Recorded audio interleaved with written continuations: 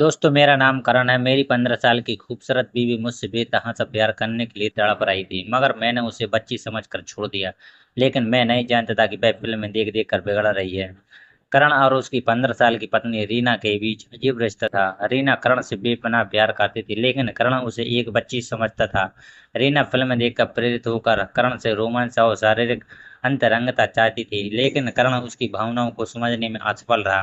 धीरे धीरे रीना की निराशा बढ़ने लगी।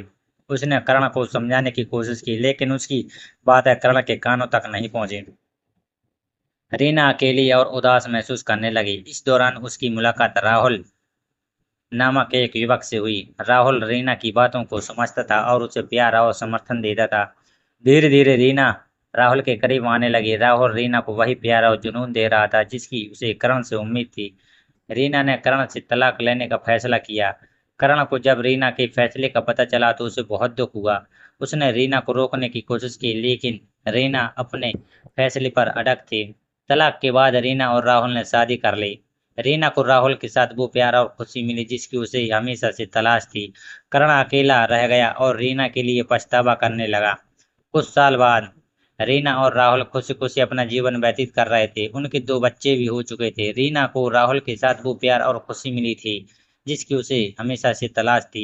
राहुल रीना की हर जरूरत का ख्याल रखता था और उसे कभी भी अकेला महसूस नहीं होने देता था।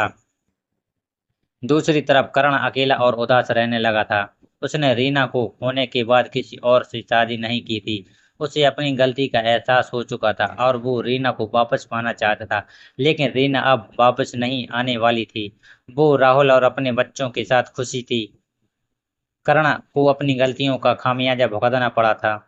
एक दिन कर्ण रीना और उसके परिवार को सड़क पर जाते हुए देखता है। रीना राहुल और बच्चों के साथ हंसती मुस्कुराती हुई दिख रही थी। कर्ण को देखकर रीना रुक जाती है। रीना, कर्ण तुम यहाँ क्या कर रहे हो? कर्ण, रीना मैं तुम्हें देखने आया था। रीना, मैं समझ सकती हूँ, लेकिन अब सब कुछ बदल चुका है। मैं वापस नहीं आ सकती। कर्ण, मुझे माफ कर दो रीना, मैंने बहुत बड़ी गलती की है। रीना, मैं तुम्हें माफ करती हूँ कर्ण, लेकिन अब समय बीत चुका है। कर्ण, क्या मैं तुम्हें कभी नहीं देख सकता? रीना, नहीं कर्ण, अब नहीं। कर्ण, ठीक है। रीना और उसका परिवार चले जाते हैं। कर्ण वही खड़ा रहकर उन्हें जाता हुआ देखता है। उसे अपनी गलतियों का एहसास हो चुका था। कर्ण अकेलेपन से तंग आ चुका था। उसने रीना को भूलने का फैसला किया और एक नई शुरुआत करने की ठानी। उसने एक एनजीओ में काम करना शुरू किया जो अनाथ बच्चों की मदद करता था। एनजीओ में काम करते हुए कर्ण की मुलाकात राधिका नामक एक लड़की से हुई। राधिका भी एनजीओ में काम करती थी और वो भी अनाथ बच्चों की मदद करने के लिए समर्पित थी।